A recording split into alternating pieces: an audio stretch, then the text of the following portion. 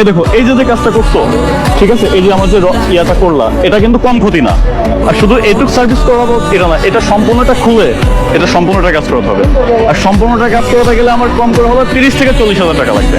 তোমার রিক্সা নিয়ে বিক্রি করে যে আমি কাজ করাবো, তারপর আমি এই গাড়িও চালাতে পারবো না। মানে আমার মনের ভিতরে ভালো লাগবে না যে তুমি একজন গরিব মানুষ, আমি কেমন তোমার রিক্সাটা বিক্রি করে আমি এই কাজ করে গাড়ি চালাই।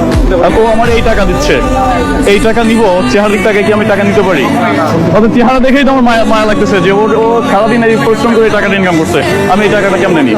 না থাক, মজা লাগবে না। শোনো শোনো শোনো, এটা থেকে আজকে কি শিক্ষা পাইছো বলো? তোমার আমি কিছু নিবো না, রিক্সা নেবো না, জোরে কোনো নেবো। কি শিক্ষা পাইছো? এটা ভালোভাবে চালাই দেবো, গাড়ির সাথে চালাই দেবো। যাও তাহলে যাও। এখন কি শার্ট নিবা? না না না, হ্যাঁ, লাগবে না? আল্লাহর কাছে দোয়া করো। কষ্ট পেয়েছো? কষ্ট করো না, তোমার জন্য আমার আরেকটা অ্যাক্সিডেন্ট হতে যাচ্ছিল, বুঝছো? يا مرحبا